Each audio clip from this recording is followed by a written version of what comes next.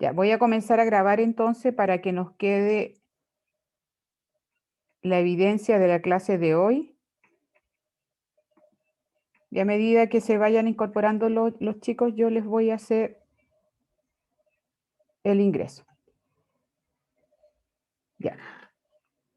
Primero comentarles, como les decía, que esta unidad de sistema de contable centralizador viene de aquella materia o aquella unidad que ustedes revisaron en Introducción a las Ciencias Empresariales, si lo recuerdan, la unidad que tenía relación con los sistemas contables.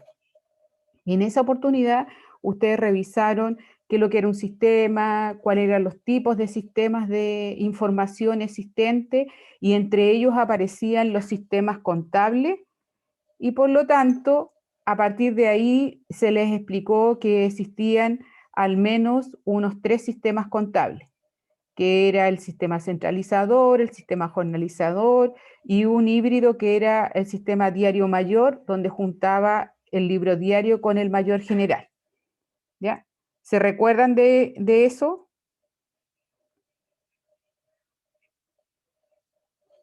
Ya. Entonces, hoy día vamos a comenzar a revisar lo que es el sistema centralizador. Yo, a medida que les vaya mostrando las láminas, les voy a ir explicando. También ustedes tienen la posibilidad de irme haciendo las consultas para ir dinamizando un poco esta clase. Esta presentación ya está en el aula.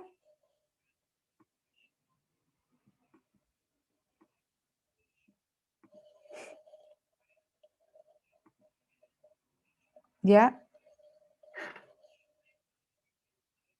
Entonces, tal como yo les decía, la idea final o el fin que tiene esta unidad es que ustedes puedan realizar estas transacciones económicas que las venían haciendo a través del sistema jornalizador, las puedan hoy día registrar en el sistema centralizador mediante los libros auxiliares del diario y los libros auxiliares del mayor.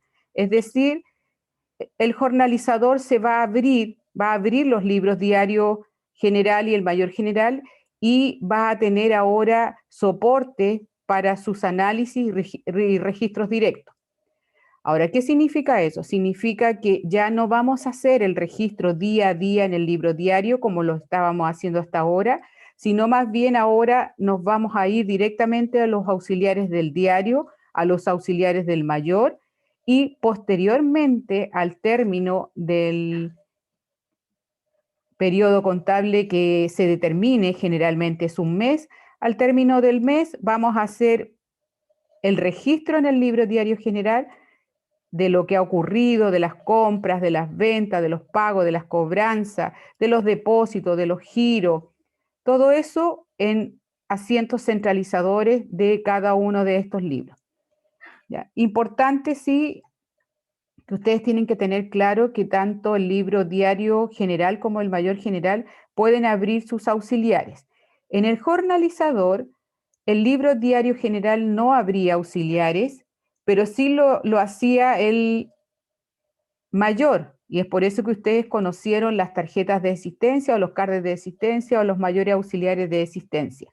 Otros auxiliares de mayor pueden ser proveedores, acreedores, los clientes, los varios deudores. Dependiendo allí, incluso, por ejemplo, si tuviéramos 2 cuentas corrientes, también podríamos abrir mayores para ello. Entonces, dependiendo de la necesidad que vaya teniendo la empresa y del flujo de operaciones, podríamos ir incorporando nuevos auxiliares. Aquí un recordatorio de lo que era un sistema de información contable para que recordáramos que la verdad que nosotros tenemos proceso, y en el proceso hay una entrada donde está la documentación mercantil que la debemos revisar, debemos identificar de qué hecho económico se trata, si de una compra, de una venta, hacer el procesamiento que lo hacían a través, no sé si recuerdan el cuadro de análisis de transacciones, donde definían si era un activo, si era un pasivo, si se aumentaba, disminuía, si se cargaba, si se abonaba, y finalmente determinaban los montos. Después de eso, lo que se hacía en este sistema contable era obtener el producto, el resultado, que son los estados contables o los estados financieros. Y había una retroalimentación, porque siempre hay alguien que nos está revisando el trabajo que estamos realizando, y después de eso, de esa retroalimentación, que puede ser algo para cambiar, modificar, eliminar, lo hacíamos y volvíamos nuevamente a nuestro ciclo contable.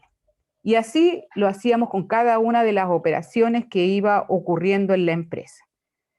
Importancia de este sistema de información porque es la base para la toma de decisiones que tenga la gerencia o los que están interesados en tomar decisiones respecto, por ejemplo, a comprar una maquinaria, a comprar un software, a invertir en otra empresa, a hacer depósitos a plazo, fondos mutuos. Ya veíamos la clase anterior cómo la empresa tenía una alta liquidez y una de las decisiones que podía tomar a partir de eso era generar depósitos a plazo o fondos mutuos. ¿Ya? Entonces, la importancia de la información que se produce en estos sistemas de información contable son precisamente información para la toma de decisiones. ¿Ya? Acá un formato, de ustedes también lo deben haber tenido en Introducción a las Ciencias Empresariales. Partimos del hecho económico, está la documentación mercantil que nos soporta y nos evidencia y nos fundamenta el hecho económico. Yo he colocado un voucher ahí porque en el fondo es un documento donde viene toda la descripción del hecho económico y eso es de suma importancia porque me va a derivar a qué libro auxiliar, remuneraciones, ventas, compras, banco, caja u otros, antes de ingresar al libro diario como un asiento de centralización y posteriormente vamos a llevar el traspaso al libro mayor. Pero también está la otra derivación que a partir de la documentación mercantil yo registre directamente en un auxiliar del mayor y eso lo llevo al libro mayor general. Los auxiliares que se centralizan solo son los libros auxiliares del diario. Los auxiliares del mayor no se centralizan en el diario y sirven de ahondar información respecto a un mayor general. Por ejemplo, nosotros podríamos tener la cuenta mercaderías, existencia, inventario como un mayor general, pero al desglosarla vamos a tener, por ejemplo, un mayor auxiliar mercadería A, mercadería B, mercadería C, mercadería D. Y ese análisis que se hace o esa separación o distribución que se hace, en el fondo la sumatoria de todas esas cuentas auxiliares del mayor debe ser igual al saldo que trae o que se le va a generar al libro mayor general de las mercaderías. ¿Ya? Hay cosas que después uno, en la medida que las va realizando, va viendo algunos tips, como le dicen ustedes, para que uno pueda decir, sí, efectivamente está bien registrado el hecho económico. ¿Ya? No solamente porque me cuadre va a estar correctamente, ya lo vimos ya en el taller diagnóstico, que si bien cuadraba, habían algunas imperfecciones en cuanto a la clasificación de las cuentas. Acá mencionarle los libros que son obligatorios, porque hay libros auxiliares que van a depender del giro de la empresa, del volumen de operaciones que tenga la empresa, y por lo tanto, estos que aparecen aquí son obligatorios. ¿Qué significa eso? Que deben ser timbrados por el Servicio de Impuestos Internos, porque en definitiva van a incorporar información importante para los impuestos. Es decir, el libro compras y ventas, nosotros ya sabemos que recogen el IVA débito fiscal y el IVA crédito fiscal, de manera que al término del periodo usted pueda determinar si hay IVA por pagar o remanente IVA crédito.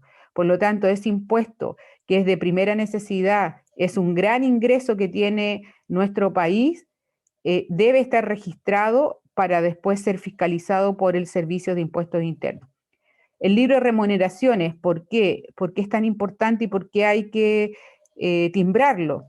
Porque en definitiva allí está el gran gasto administrativo, remuneraciones, como lo veíamos.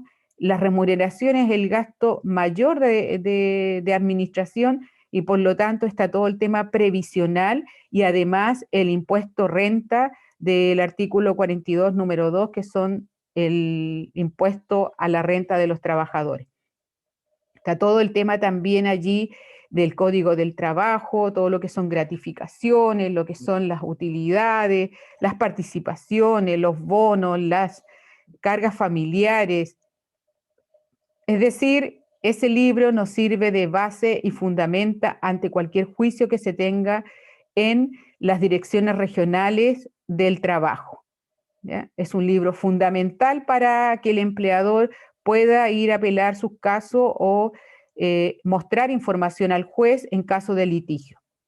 El libro de letras por cobrar hoy día vuelve a retomar importancia por la ley de timbre y estampilla. Hubo un tiempo en que el timbre, el impuesto timbre y estampilla lo habían detenido, pero ya vemos ya que a partir del 2014, 2016 hay nuevas tasas y vuelve a retomar importancia el timbre y estampilla.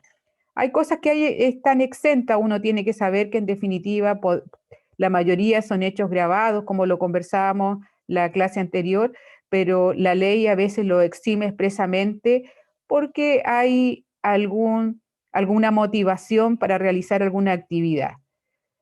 Por ejemplo, las exportaciones. Ustedes saben que las exportaciones son hechos grabados, pero para favorecer la exportación y que nuestros productos se den a conocer en el mercado internacional, el IVA se exime de la exportación, pero no así el IVA de las importaciones de todos aquellos productos que ingresan al país de diferentes países. Y por supuesto también que tienen sus impuestos adicionales dependiendo si hay convenio o no hay convenio bilateral con algún país internacional. ¿Ya? Ahora, hay otros libros, por supuesto, el libro de caja, ingreso, las entradas y las salidas, el libro de banco, depósitos y giro, libros de honorario, porque va a depender después de, como les decía, de las características que tenga la institución y además del flujo de información que llega día a día a las empresas. ¿Ya? Este sistema yo creo que es uno de los más utilizados porque facilita la división del trabajo y especialización en algunos trabajadores. Vamos a ir revisando cada uno de estos libros, recordando también algunas cosas que ustedes han visto seguramente. Vamos a comenzar con el libro de compras. Lo primero que dijimos que este libro tiene la finalidad, además de determinar el crédito fiscal soportado en las compras, es registrar las compras del periodo. Y es por eso que nosotros tomamos, como es obligatorio, tomamos este decreto ley 825 del IVA y nos da un formato como por ejemplo que tiene que llevar la fecha, el número del documento, la razón social del proveedor, el RUT del proveedor, si la compra está exenta de IVA, está afecta a IVA, el valor de IVA que tiene que estar separado y el total del documento. Estos libros generalmente se venden en el mercado, pero uno lo que hace genera una plantilla Excel, así como yo se los he enviado también en el aula. En el aula tienen el formato de los libros y por lo tanto uno va haciendo el registro. Acá yo tengo un modelo, porque ¿qué es importante acá? ¿Cuál es la documentación que nosotros vamos a considerar para ingresar algo a este libro de compra? En primer lugar son las facturas de compra, que viene identificado claramente cuál es el neto y cuál es el IVA, las notas de crédito que se reciban de parte de los proveedores y las notas de débitos que se reciban de parte de los acreedores o proveedores. Entonces, tenemos que tener súper claro que las notas de crédito recibidas o emitidas siempre van a disminuir y en este caso van a disminuir el IVA crédito fiscal. Y las notas de débito van a aumentar los IVA y en este caso una nota de débito recibida va a aumentar el IVA débito fiscal. ¿Ya? Ahora, ¿para qué se utilizan las notas de crédito y las notas de débito? ¿Alguien sabe para qué se utilizan?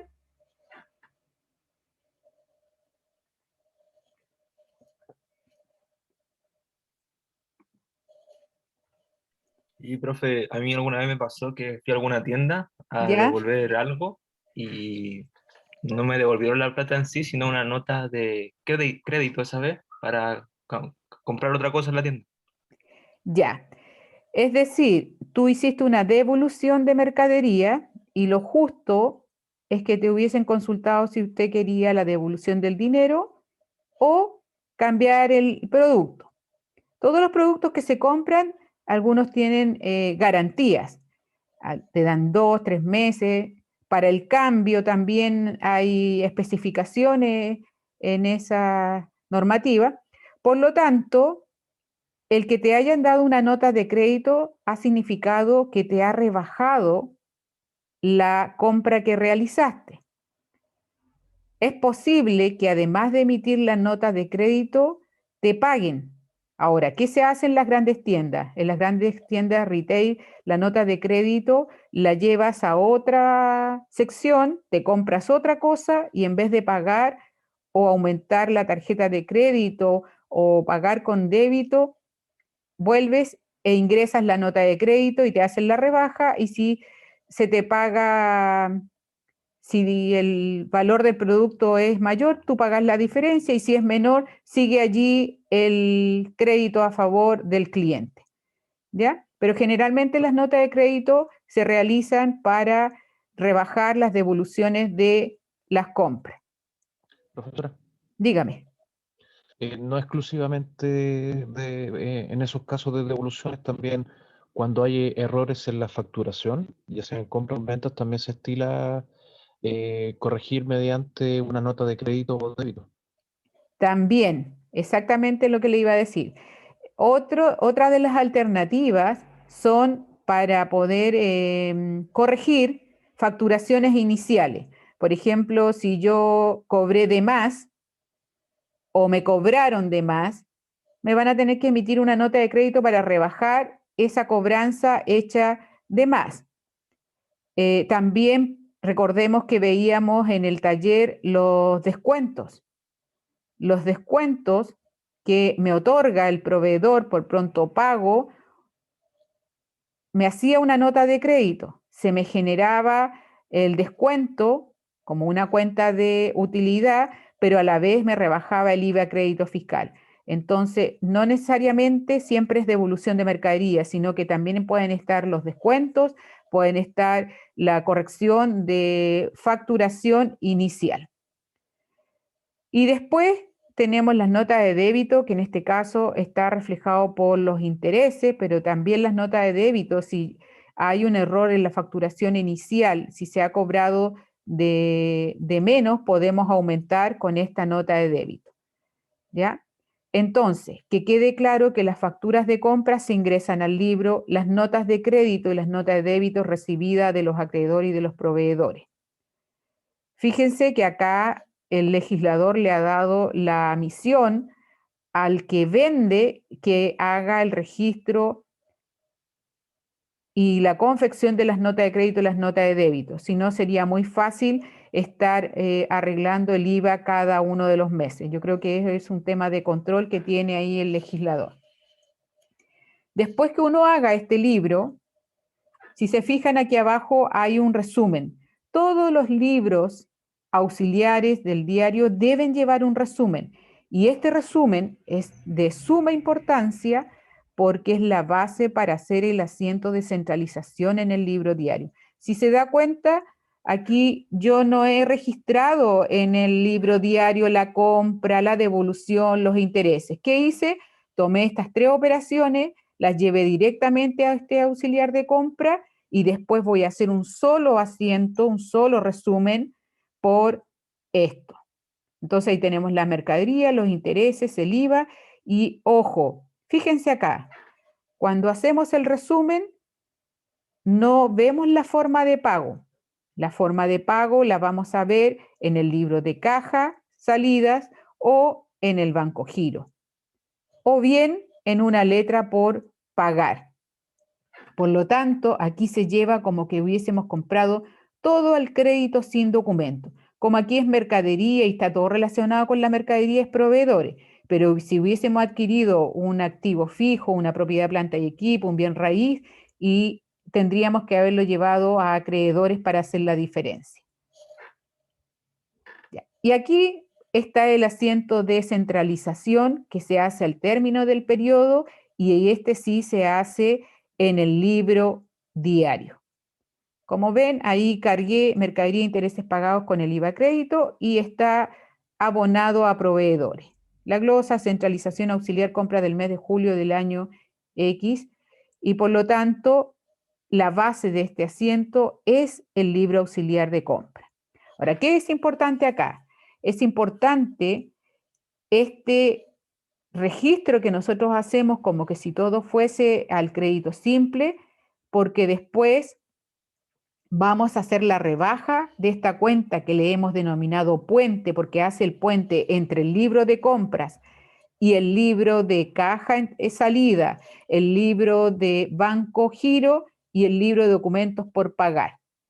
Y después de hacer todo ese recorrido, el saldo de la cuenta proveedores debiera registrar o debiera tener un saldo acreedor que refleje lo que realmente se compró sin documento o al crédito simple. Y si todo se ha pagado, la cuenta proveedores tiene que tener saldo cero. ¿Ya? ¿Alguna pregunta hasta allí?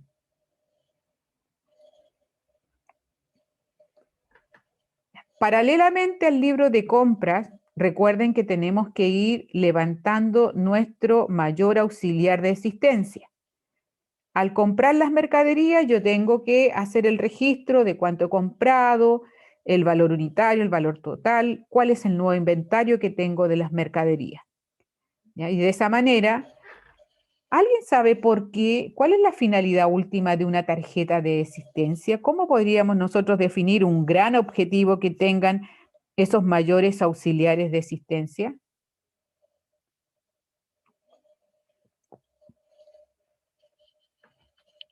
Un solo objetivo. ¿Para qué les Profesora, sirve? Dígame. se me ocurre para no perder de vista, o para no perder simplemente el valor libre, el histórico de la mercadería adquirida, por ejemplo. Ya, en el fondo tú dices que va a haber un registro de todo lo que ingresa y de todo lo que sale en la empresa, ¿cierto? O sea, bueno, sí, sí, estamos de acuerdo que tanto esa información como la que dije yo se puede obtener de otras formas, pero me parece que también sirve como una forma de mantener el registro del costo histórico, de, Ya, vale pero decir, por ejemplo, incluso la variación del precio a lo largo del tiempo, dentro de un periodo. ya, estamos ok. Ahí yo sí puedo decir, el libro me sirve para llevar el valor de adquisición de las mercaderías, que sería el costo histórico que habla Luis, y además, como dicen allí, que es para llevar el control y el orden de la existencia también para la determinación del costo de la venta. Sí, esencial para la determinación del costo de la venta, porque a partir de ahí nosotros podemos levantar nuestro resultado en la operación venta, porque allí están todos los ingresos, las salidas, con los precios unitarios, con el número de unidades y el valor total. Además registramos todo, las devoluciones de compra, las devoluciones de venta, los retiros de los socios, las revalorizaciones que tienen la existencia, los fletes, los deterioros, los faltantes de inventario. Es decir, ¿qué mayor control de las existencias que genera el mayor ingreso a través de la venta vamos a tener con esta tarjeta de existencia o mayor auxiliar? Y finalmente nos va a servir para determinar el costo de la venta, que es lo que necesitamos rebajar después de las ventas netas. Entonces, tal como lo voy a volver a repetir, la idea de esta cuenta puente, que no va a ser la única, esta cuenta proveedores me va a hacer el nexo con la caja salidas, con el banco giro y con documentos por pagar. es decir, con caja salida para lo que se pague en efectivo, con el banco giro lo que se pague con cheque y con documentos por pagar aquello que se pague con letra o que se documente. ¿Ya? Entonces, después, en resumen, nosotros vamos a tener la cuenta proveedores con un saldo acreedor que refleja el crédito simple o bien saldo cero porque todo ha sido documentado o pagado de alguna forma. Ya, y así como tenemos nuestro libro de compras, el otro libro principal es el libro auxiliar de venta. Entonces, el libro auxiliar de venta, tal como dice allí, responde al mismo propósito que tiene el libro de compra en relación a las ventas de bienes y servicios. ¿Qué significa eso? En este libro nosotros vamos a ingresar todo lo que se vende, pero aquí hay una diferencia que se hace con el libro de compra. En el libro de compra nosotros no podíamos ingresar las compras con boleta para efectos del IVA, pero para efectos de control sí lo podemos ingresar y quedaría con un valor total y no afecto. Generalmente las compras con boleta se pagan directamente en caja o banco y se hace por allí el ingreso. Pero si quiere registrarlo en el libro de compra, lo va a tener que dejar como algo exento. Hoy día las empresas no compran nada sin factura porque lo que más les interesa llevar un orden y un registro eficaz de ese IVA crédito fiscal que lo utilizan como crédito para rebajar el IVA débito fiscal. Entonces, si llegase a haber una boleta de compra, hay que fijarse bien si se trata de un gasto menor, por ejemplo, una fotocopia o algo que el que vendió, que en este caso el vendedor, no tenía documentación, pero generalmente las empresas no trabajan con gente que no tenga facturación, porque tal como les digo, les interesa hacer esta rebaja y este derecho del IVA crédito fiscal. Por supuesto que igual hay compras que podemos hacer exentas, pero no vamos a tener el IVA crédito fiscal para rebajarlo. Y bueno, y la empresa irá tomando decisiones si le conviene o no le conviene hacer ese tipo de transacciones. Ahora, en este caso particular, el libro de venta, como se trata del IVA que hay que pagarle al fisco, acá las boletas se ingresan. Generalmente las boletas de venta, por lo que ustedes han visto y cuando las reciben con un valor bruto, un valor total. Y en este libro nosotros lo que hacemos es deducir el IVA, es decir, el valor bruto lo dividimos por 1.19, obtenemos el neto y lo multiplicamos por 19% para sacar el IVA y ahí lo pagamos. Ahora, ¿por qué las boletas de venta sí y las boletas de compra no? Principalmente porque el IVA débito es el que se debe ingresar a las arcas fiscales. Tenemos una obligación de pagar el IVA que cobramos al vender y se utiliza de crédito el que uno paga al comprar. Por lo tanto, lo que se pide es pague todo lo que usted ha cobrado, pero si quiere rebajar ese IVA que me debe, lleve un registro como corresponde y solamente vamos a autorizar aquello que venga desglosado como tal en la documentación. ¿Ya?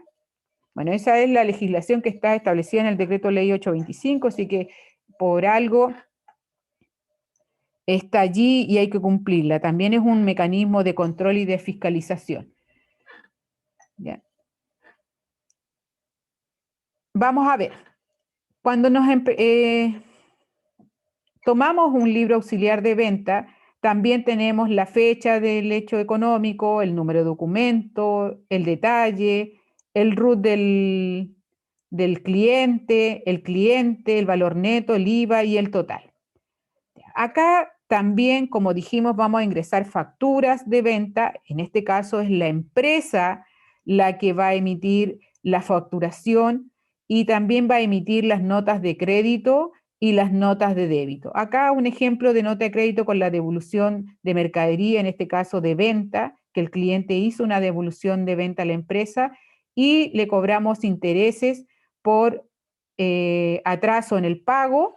Recuerden que los intereses cobrados y pagados eran post facturación inicial, descuentos de caja, y lo otro eran los descuentos comerciales, por lo tanto los teníamos que dejar reflejados en estas notas de débito. ¿Ya? Y si tuviésemos una boleta, haríamos el ingreso y el valor total o el valor bruto habría que desglosarlo en IVA y en neto. Y también lo tenemos que pagar. Por supuesto que viene el resumen del libro, que es sumamente importante. En este caso, si ustedes se fijan, se genera otra cuenta puente que se llama clientes. La cuenta clientes, hacemos el nexo con caja ingreso, banco depósito, letra por o documentos por cobrar. ¿Ya? Es decir, para los clientes que pagan en efectivo, para los clientes que hacen transferencia electrónica, para los clientes que firman letras. ¿Ya? Y el saldo del cliente va a ser deudor si hay crédito simple, si hay clientes que no han firmado nada, y la otra alternativa es que esté en cero si todo se ha formalizado y se ha pagado. ¿Ya? Entonces, dijimos que este resumen iba a ser la clave para nuestra centralización y aquí registrábamos en el libro diario, cargábamos la cuenta cliente. Ojo, ¿se recuerdan cuáles eran los métodos que tenían para registrar las mercaderías? ¿Qué método es el que yo estoy utilizando acá? Mercaderías, ventas y posteriormente costo. A ver si alguien se ¿Indirecto? acuerda. ¿Ah? ¿Se refiere a eso? ¿Se refiere a los métodos directos e indirectos? No, en este caso deben haber conocido al menos dos métodos del tratamiento de mercadería. ¿Quién se acuerda de eso? ¿Se acuerdan del permanencia de inventario? ¿De la cuenta única? ¿Del desdoblamiento de la cuenta mercadería? Ya, en este caso, nosotros utilizamos el de permanencia de inventario, que utilizamos la cuenta de activo mercaderías, la cuenta de resultados ventas de ingreso y la cuenta de resultado costo de venta. ¿Ya? La primera activo corriente, las ventas resultado positivo y el costo de venta resultado negativo en general. Entonces, este método se llama permanencia de inventario. ¿Eso qué quiere decir?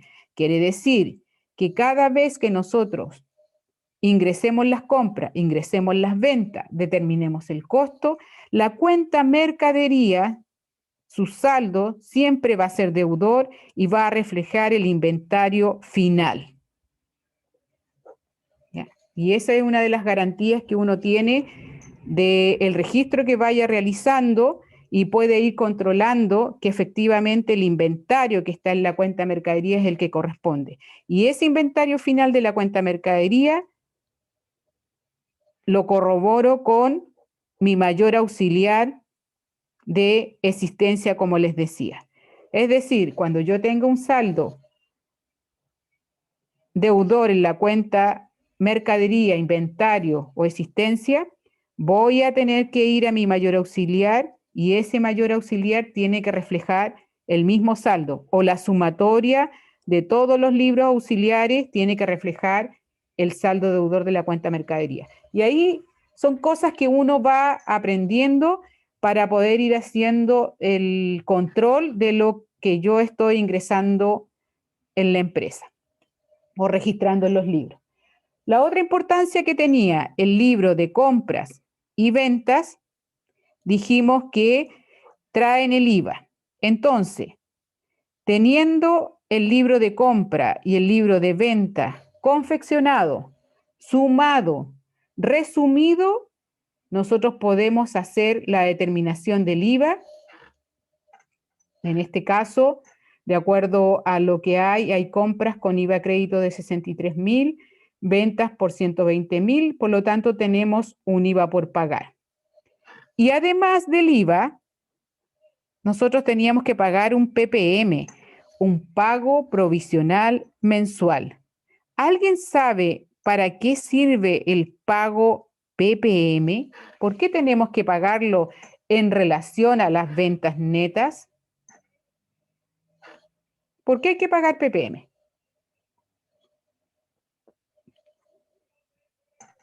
Profesora, son las previsiones que se pagan para después rebajarse por el impuesto a la renta.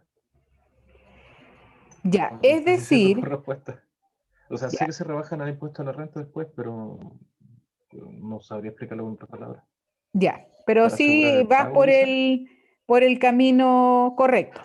Los pagos provisionales mensuales son un porcentaje de las ventas netas y que se paga mensualmente junto con el IVA porque posteriormente, claro, Christopher, posteriormente, una vez al año tenemos que pagar el impuesto renta. Y para pagar el impuesto renta hay varios créditos. Y dentro de esos créditos tenemos nosotros el PPM. Y esos PPM reajustados desde el día en que se pagaron hasta el día en que yo tengo que confeccionar los estados financieros, reajustados, yo los voy a rebajar. ¿Ya? ¿Qué ocurre con los microempresarios? Los microempresarios, ellos pagan PPM y se ponen felices porque le devuelven impuestos. Pero finalmente, ¿qué le están devolviendo? Le están devolviendo su mismo PPM reajustado. En el fondo, lo que hacen los microempresarios con los PPM es hacer una suerte de ahorro. Ya, yo le voy a prestar este dinero al fisco mientras tanto y después ellos me los van a devolver reajustado, pero sin antes descontarme el impuesto que yo tendría que haber pagado por la generación de la renta que hice durante un periodo. ¿Ya? Así como el PPM existen otros créditos, pero este es uno de los ingresos mayores que se hace. Hay microempresarios que tienen renta presunta. No sé si alguien sabe lo que es renta presunta. En el fondo, la renta no la sacan de los libros, de los registros que se hacen, y se presume que tú ganas un determinado valor durante el mes o durante el año. Y por lo tanto, los PPM es generalmente tu renta presunta y allí, por ejemplo, los que son los taxistas, los transportistas, algunos agrícolas que tienen rentas presuntas, a ellos no les devuelven los PPM porque se asume que lo que pagan forma parte del impuesto. ¿Ya? Y en ese caso tampoco es perjudicial porque no tienen que pagar. Pero generalmente la gente como que se hace la idea de que a mí me devuelven impuestos, pero en el fondo me están devolviendo parte de lo mismo que yo he ahorrado mensualmente y le he ido pagando al fisco producto de la venta. Ahora, ¿qué pasa si yo no vendo? ¿Tengo obligación de pagar el PPM?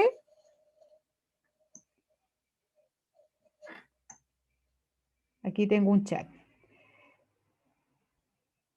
Ya, el PPM es el 1,5% de las ventas que generalmente ponemos ese valor. A lo mejor puede ser que ahora haya un porcentaje distinto. Lo vamos a averiguar. Pero la verdad que la obligación es importante que vayamos pagando al menos lo mínimo que se nos exigen de PPM, pero como se paga por sobre la venta neta, si no hay venta neta, no podríamos tener la base para el cálculo. Y se convertiría lo que usted pague en un PPM provisional voluntario. ¿Lo puedo pagar? ¿Puedo pagar más allá del valor que me establece la normativa? Sí, sí. Puedo pagar más y puedo también generar PPMs voluntarios. Por ejemplo, nosotros como profesionales, si nosotros sabemos que vamos a tener varios ingresos, pero que en forma independiente no han pagado tributo, pero al hacer la reliquidación en forma conjunta sí van a pagar, yo no debiera esperar un año entero para pagar el impuesto, sino que lo que debiera hacer, como una forma de un orden, de una organización, una planificación tributaria de ese tributo personal, yo debiera al menos ir pagando todos los meses un PPM voluntario de manera que me ayude a pagar el gran impuesto a la renta. Casos que pudieran ocurrir: gente que tiene sueldo, que ha pagado sus impuestos únicos y que tiene inversiones, que tiene trabajos a honorario, además del sueldo, que puede tener depósitos a plazo, fondos mutuos, cuentas de ahorro. Entonces, por lo tanto, posteriormente vienen los tributos. Por ejemplo, ahora que está el tema del segundo retiro con pago de impuestos, el primer retiro no fue con pago de impuesto a la renta, el segundo sí, entonces ese retiro que se hace se suma a la base imponible y va a tener que pagar impuestos. A lo mejor nunca pagó impuestos y siempre le devolvieron porque tenía ahí algunas retenciones de honorario. Entonces, por lo tanto, es importante que ustedes miren que todo lo que están haciendo en este minuto respecto al registro de aquel hecho económico que afecta un impuesto de IVA o un impuesto a la renta debe estar realmente correcto. Ahora, no es que si yo no haga algo correcto no lo pueda corregir. El Servicio de Impuesto Interno revisa todas las liquidaciones y todo lo que uno hace de declaraciones, por lo tanto, siempre está la posibilidad de modificar o de devolver o que me cobren con los intereses que corresponden, las multas que correspondan, ¿ya? Pero es importante saber que del libro compra y del libro venta vamos a levantar el tributo del IVA y vamos además a pagar este PPM. ¿Cuándo pagamos los PPM y el IVA? No lo pagamos al 31 de julio como está allí, ¿cierto? Lo vamos a devengar, es decir, lo vamos a comprometer como pago o como remanente de IVA crédito, pero los pagos efectivos se hacen los primeros 12 días del mes siguiente. Profe, ya, yo sabía, por ejemplo, que ahora se acepta hasta el día 20, porque desde que existe lo que es la factura electrónica, antes lo que facturaban electrónicamente podían pagar hasta el 20 y ahora a todos se le acepta hasta el día 20. Ya, muy bien. ¿Por qué? Porque justamente yo les iba a decir que cuando nosotros estamos físicamente, tiene una fecha y ahora como estamos utilizando todo lo que es el tema informático, la verdad que hay mayores plazos. Y hoy día, tal como dice Paulina, existe la boleta electrónica. Yo no sé si hay alguno que lleve contabilidad y se ha metido en este tema de las boletas electrónicas y que hoy día ya tienen sus máquinas, sus procesamientos son distintos y eso ha facilitado y les va a facilitar la vida sobre todo a los microempresarios. Entonces, claro que han dado mayor plazo y me parece bien porque de alguna manera con todo esto de la pandemia la gente no tiene todo el efectivo o tiene el flujo de caja para pagar. Lo ideal sería que cada persona que vende dejara apartado ese 19% que cobra. Pero nadie lo hace, yo creo. Son muy pocos los que llevan ese orden y dicen de esta venta el 19 es impuesto y lo voy a pagar al término del periodo y me va a quedar incluso, ¿ya? Sino que en definitiva trabajan con el 100% de la venta y es por ello que después tienen que hacer caja para poder pagar los tributos. Pero muy bien, Paulina, porque hoy día las fechas sí se han flexibilizado y es importante. Aquí nosotros con esto tocamos un tema tributario, que después, por supuesto... ¿Sí? Disculpe que le interrumpa. Recién dijo que las personas que venden deberían guardar el 19% de las ventas, de cada venta. Claro, eso sería como lo ideal, porque el Pero ese 19 19% es después para pagar lo que compran, ¿o no? para después pagarle el tributo al fisco. Ah, ya. ¿ya? Porque la obligación es pagarle al fisco el IVA débito fiscal. Si tú guardaras todos esos 19%, por ejemplo, si hubieses guardado estos 120.000 y después el fisco te dice, ya, págueme los 120.000, pero tú le vas a decir, ya, ok, aquí están sus 120, pero yo ya había pagado 63.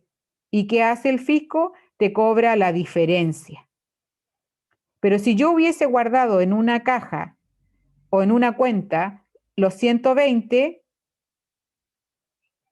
cuando pague el tributo no va a ser tan fuerte el desmedro en el flujo de caja, porque yo ya lo tenía guardado.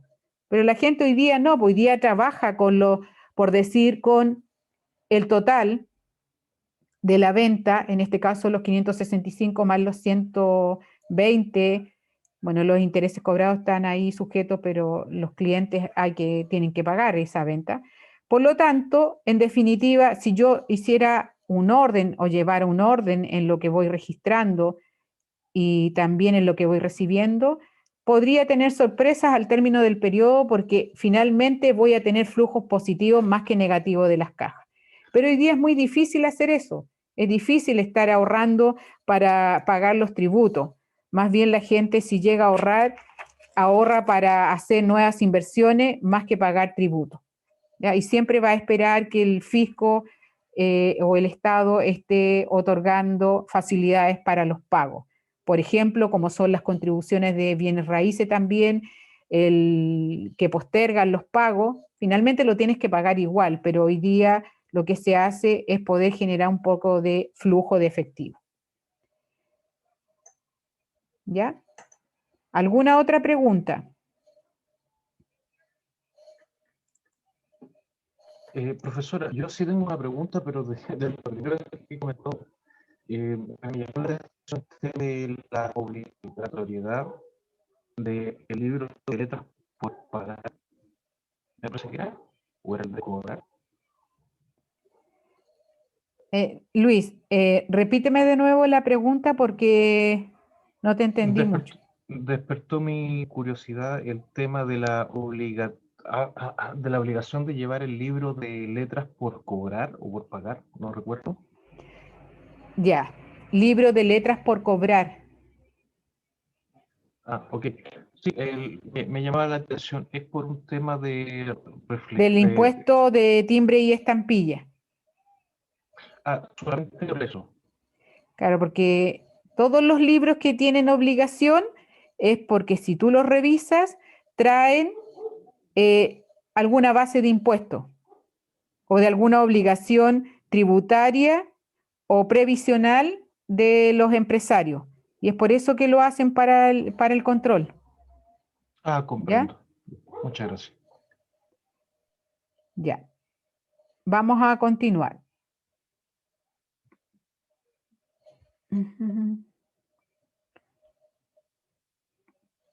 Ya, aquí yo les había hecho un resumen. Profe, ¿le puedo hacer una consulta? ¿Usted las clases después las sube? Sí. Ya, muchas gracias. Ya. Vamos a hacer un resumen de las cuentas puentes que hablábamos recién. Entonces, dijimos que dos grandes cuentas que habían aparecido allí eran clientes y proveedores. Entonces, ¿cuál es la idea? La idea es que podamos relacionar estos libros auxiliares del diario que se registran operaciones de una misma naturaleza. Entonces, ¿qué dijimos? Tenemos las cuentas cliente y las cuentas proveedores. En el caso de la cuenta cliente, lo vamos a relacionar con el libro auxiliar de caja ingreso y letra por cobrar, pero si hubiese, aquí le podríamos agregar el banco depósito, si hubiesen clientes que pagan directamente en el banco o hacen la transferencia. Nosotros sabemos que por un medio de control del efectivo tenemos que ingresar todo a caja y darle la salida por caja. Pero en esta oportunidad y en las instancias en que nos encontramos, también podemos encontrar clientes que hagan las transferencias directas y por lo tanto eso lo vamos a tener que hacer por registro de banco depósito. Entonces yo le agregaría allí En caso de transferencia electrónica, le sumamos el libro banco depósito. Y la cuenta proveedores va a relacionar el libro compras con el libro auxiliar de caja salida, banco giro y letras por pagar. ¿Ya? Resultado de esto, resultado de este registro y de este cruce que vamos a hacer, es que la cuenta cliente, si llegase a tener saldo, va a ser deudor y va a reflejar el crédito que le dimos a los clientes sin documento, es decir, un crédito simple. Y la cuenta, o bien que esté saldada porque todos los clientes o documentaron o pagaron. Y en el caso de la cuenta proveedores, su saldo va a ser acreedor, que va a reflejar las compras al crédito simple o sin documento, y también podría tener este saldo cero si le hemos pagado todo a los proveedores o lo hemos documentado. ¿Ya? Entonces, ya acá tenemos dos cuentas que vamos a utilizar para poder hacer este registro y poder ir controlando que lo estamos haciendo de forma correcta. Ahora, ¿por qué se utilizan las cuentas puente? Porque si yo no las utilizara, por ejemplo, si en el libro de compra abonara caja, abonara letra por pagar y después en el libro documentos por pagar, nuevamente abono letras por pagar y en el libro de caja nuevamente abono caja por el pago, voy a estar haciendo una duplicación de registro. Y para evitar esa duplicidad de registro, utilizamos estas cuentas puentes. Ahora, no son las únicas, existen otras cuentas puentes porque si nosotros quisiéramos relacionar la cuenta caja egreso con el banco, tendríamos que crear allí una cuenta de depósitos en tránsito que también nos podría servir de cuenta puente. ¿Ya? Nosotros nos pusimos de acuerdo que en lo posible íbamos a utilizar estas dos, pero dependiendo de los ejercicios también podría generarse una tercera cuenta puente.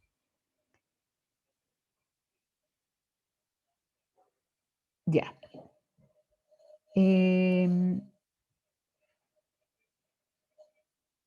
¿Hay alguna pregunta? Sí, Marco, tengo programado para la segunda parte, tenemos un ejercicio, está subido al aula.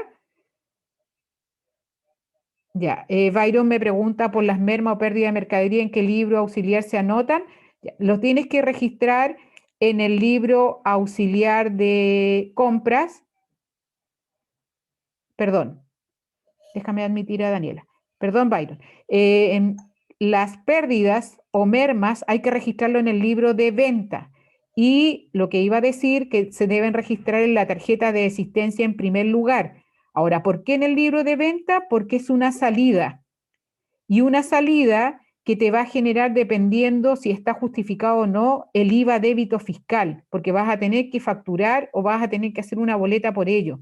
Y por esa razón, para hacer el control del IVA débito fiscal, lo vas a llevar al libro de ventas. Ya por ahí vienen otros ejercicios que también los vamos a revisar. Ya. Profe, por ejemplo, si es merma, por ejemplo, de mercadería por caducación, por ejemplo, ¿yo solo puedo justificar para evitar el pago del débito fiscal? Exactamente. Hablábamos que sí, todo aquello que esté justificado y fundamentado no paga IVA y por lo tanto se saca la mercadería del inventario siempre hay que sacarlo con alguna facturación para darle la salida y posteriormente no pagamos el tributo y ajustamos el inventario. Pero por ejemplo, si hay un faltante de inventario no justificado, vas a tener que pagar el tributo de eso y después buscar los responsables de ese faltante. ¿Ya? Profe, ¿y eso queda como perdido? Exactamente. La merma, los faltantes de inventario, los castigos de mercadería son todos pérdidas. Ya, ¿cómo se puede justificar una merma? Ya, supongamos que hay un incendio. ¿A quién llamarían ustedes para que les diera un documento? ¿Quién podría levantarle un acta de que hay un incendio? el gerente. ¿Quién llega a su casa cuando hay incendio? Bombero. Los bomberos, ¿cierto? Los bomberos pueden ellos levantar un documento donde diga que efectivamente hubo un incendio, pero usted va a tener que indicar que era su negocio, que se quemó la mercadería, que se quemaron los libros, ¿ya? Por supuesto, hay registro electrónico el día de hoy, hay nubes, por lo tanto, es muy difícil en las grandes empresas, ¿ya? En las pequeñas empresas, por supuesto, todavía no tienen todo el tema informatizado, por lo tanto, puede ser de que se le quemen hasta los libros de contabilidad o los registros que usted tenga de la contabilidad. Por eso es sumamente importante que los carabineros también pueden otorgar las fundamentaciones, los notarios, ¿ya? Porque igual usted se podría conseguir la facturación con sus clientes de lo que ha vendido, de lo que ha comprado. Hay registros en el tributo IVA o renta a través de servicio de puesto interno. Es decir, uno puede reconstruir la contabilidad con lo que se tiene en este minuto. Dice, y ese documento se presenta, claro. ¿Cuándo tenemos que presentar la documentación? Cuando el Servicio de Impuestos Internos nos fiscaliza. Porque si ellos se dan cuenta de que hay mucha merma y hay mucha rebaja del inventario por alguna razón, ellos van a revisar y al fiscalizar, usted tiene que tener a mano toda la documentación.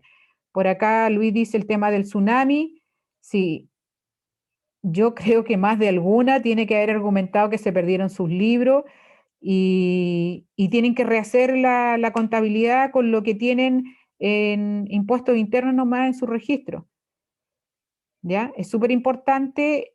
Ahora, en las pequeñas empresas, los libros hoy día incluso ya se están haciendo electrónicamente.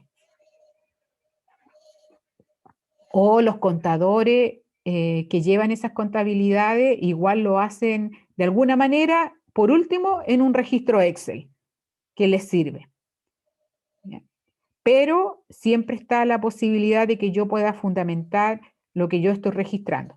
Ahora, tenemos que hacer una diferenciación y se las voy a decir el día de hoy. Nosotros enseñamos contabilidad financiera en estas asignaturas, pero tenemos por otro lado el tema de la contabilidad tributaria, que hoy día muchos microempresarios todavía llevan contabilidad tributaria. No toman en consideración las normas internacionales de contabilidad para las pymes y por lo tanto hoy día nos podemos encontrar con microempresarios que hacen contabilidad tributaria y no arrojan mucha diferencia con la tributación. Pero cuando nosotros llevamos una contabilidad financiera donde hacemos el registro del hecho económico, de la vida económica de los bienes, de acuerdo a los criterios y políticas que ha establecido la gerencia para el uso o usufructo de los bienes, nosotros podemos definir el tiempo en que vamos a utilizar, por ejemplo, un bien raíz, una camioneta, una maquinaria. Nosotros podemos definir que la vida económica sea 5 años, 2 años, pero va a venir el Servicio de Impuestos Internos y le va a decir, no, esa camioneta tiene vida útil 20 años. Y el uso que usted va a llevar a gasto va a ser por los 20 años y no por los 10 o los 2 o los 3 que usted haya definido. Entonces, esas diferencias que se van produciendo más arriba van a aprender algo que se llama impuestos diferidos. Y tenemos una normativa para ello y esa normativa nos ayuda y nos apoya en estas diferencias tributarias financieras. Pero yo llevo contabilidad financiera de acuerdo a las normas internacionales de contabilidad, ya sea IFRS Full o IFRS Pyme. Pero como les digo, son pocos los microempresarios que se han atrevido a aplicar las IFRS Pyme y llevar la contabilidad de acuerdo a esta normativa. Va a llegar un minuto en que lo van a tener que hacer porque los beneficios van a ser superiores y sobre todo por el tema de los créditos bancarios o de hacer nuevas inversiones, que puedan exportar sus productos. Siempre van a necesitar que la contabilidad esté confeccionada en torno a criterios más internacionales. ¿Ya? Eso yo lo voy a dejar sentado acá porque muchas veces nosotros creemos que tenemos que hacer la contabilidad para el fisco y no. Nosotros vamos a hacer un registro de los hechos económicos que ocurren en la empresa y desde la mirada financiera, no desde la mirada tributaria. Posteriormente, después, por supuesto, estudian el tema tributario y se hacen los ajustes que correspondan.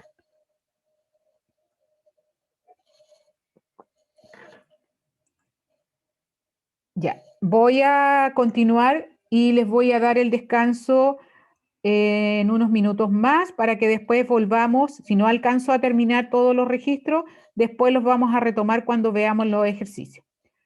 Otro auxiliar que era importante que viéramos son los auxiliares de caja. Acá nos encontramos con que hay tres tipos de caja, la caja clásica, la tabular, la americana. La más utilizada es la caja americana. ¿Por qué? Porque la caja americana fusiona el libro diario con el libro mayor. Y para los que han llevado contabilidad en forma manual, el gran libro que se timbra es el caja americana. Pero no necesariamente nosotros, vuelvo a insistir, como tenemos que llevar contabilidad financiera, estamos obligados a llevar este libro, sino que podemos hacer los registros de acuerdo a lo que tenemos en la empresa. Ahora, estos libros, la idea es que se registre la entrada y la salida de dinero. Por lo tanto, supongamos que nosotros tenemos esta caja clásica. Por un lado vamos a tener los ingresos y por otro lado vamos a tener los egresos. Vamos a ir ingresando y vamos a ir restando. Por lo tanto, esta nos va a servir para definir exactamente con cuánto estamos de saldo al término del periodo. ¿Ya? Y hacemos el resumen de la caja entradas de dinero y de salidas de dinero. De repente nosotros como que confundimos el ingreso y el egreso, pero la verdad que estas son entradas de dinero o son salidas de dinero. Y el ingreso y el egreso lo utilizamos para los resultados. Y como se dan cuenta allí, ¿qué nos dimos cuenta? Que en la caja entrada está siendo reflejada la cuenta clientes. ¿Qué quiere decir eso? Que está rebajando lo que se vendió en efectivo. Esos 80.000 son los que el cliente está pagando en efectivo. Y por el otro lado de las salidas de dinero tenemos a los proveedores, que quiere decir que le estamos pagando al proveedor 357.000 por alguna compra que hemos realizado o por otra razón hecho económico. Si se fijan, hay un depósito bancario. La empresa hizo un depósito bancario, es decir, sacó de caja y lo llevó al depósito. Lo estamos haciendo por el libro de caja. Entonces, importante que el libro de caja se anexa con, por un lado, con los clientes, cuando es la entrada de dinero, o con proveedores, cuando es la salida del dinero. Otra cosa importante que tienen que tener estos formatos es que lo primero que va a ingresar usted es el saldo inicial.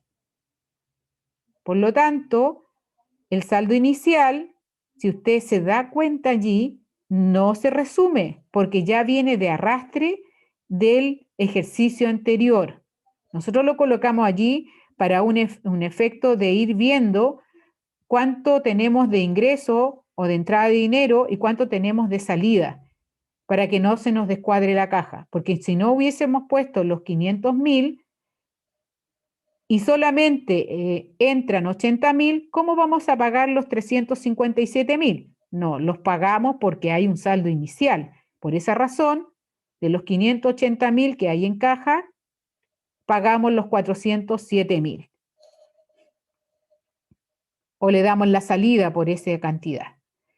La otra sería esta caja tabular, que ustedes se dan cuenta que tiene el mismo sentido de poder diferenciar lo que son las entradas, por un lado, y las salidas por el lado derecho. Y finalmente yo llego a los mismos resultados. Tengo mi depósito en el banco, tengo mi pago de proveedor, tengo la cobranza de cliente y el resumen es el mismo anterior. Y el más utilizado es este de la caja americana, donde vamos llevando un control con esa columna y vamos colocando hacia la derecha todas las cuentas que me reflejen entrada o salida de dinero. Y como estos libros a veces son muy grandes, nosotros generalmente siempre usamos cuentas varias y le colocamos el nombre al lado. Por lo tanto, si usted se fija, acá la cuenta caja, la ventaja que vamos a tener que inmediatamente no solamente vamos a obtener el saldo de la cuenta caja, sino de todas las cuentas que utilicemos en ese minuto. ¿Ya? Por supuesto que esta cuenta cliente después va a recibir nueva información por el libro de venta, porque ahí faltaría el debe para rebajar esos 80.000, y la cuenta proveedores le faltaría el haber para rebajar esos 357.000. Entonces, el formato de caja más utilizado de caja americana o diario mayor, como algunos le llaman, donde está por un lado el libro diario y por otro lado el libro mayor. Y usted tiene información inmediatamente de los saldos de las cuentas. ¿Ya? Acá están los asientos de centralización, como habíamos dicho, caja cliente, ingresa dinero por el pago de los clientes y se rebaja la cuenta puente cliente.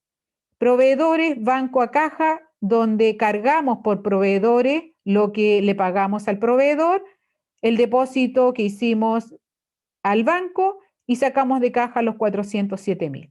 Entonces acá yo les había puesto que el saldo inicial viene de arrastre en la cuenta mayor caja, por lo tanto no tenemos que volver a registrar el saldo inicial. Y la verdad que ningún saldo inicial se vuelve a registrar, salvo que hagamos una reapertura donde tengamos que pasar de un periodo a otro y reabrir las cuentas de mayor que fueron cerradas al término del periodo anterior. ¿Ya?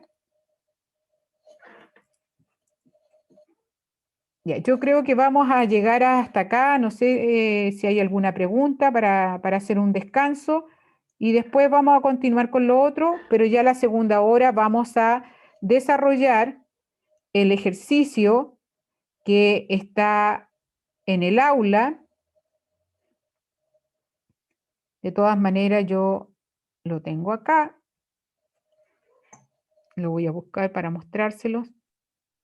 Profe, el ejercicio lo vamos a resolver en paralelo con usted, ¿o no? Sí, sí, vamos a estar ahí. Bueno.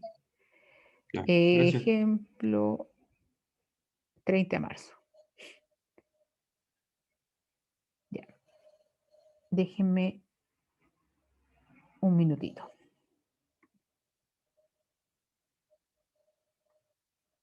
Ya. Este ejercicio es el que vamos a desarrollar, donde hay compra, hay venta, hay pago, hay cobranzas de comisiones, retiro. Entonces, lo que nosotros vamos a ir haciendo, vamos a ir conformando los mayores auxiliares de compra y de venta en primer lugar y vamos a confeccionar la tarjeta de existencia. ¿Ya? Yo le subí, este ejercicio está subido en el aula, yo tengo la solución por supuesto, pero se las voy a subir una vez que terminemos la clase para que la revisen, pero vamos a intentar desarrollarlo en forma conjunta y vamos a ver qué tanto se recuerdan del tratamiento de las compras y de las ventas. ¿Ya? Vamos a hacer hoy día compras y ventas. Mañana tenemos otro taller donde vamos a ir revisando los otros libros también. Vamos a tratar de ir de a poco, pero también pedirles a ustedes que vayan revisando el material y vayan desarrollando ejercicios. Ejercicios hay muchos ejercicios.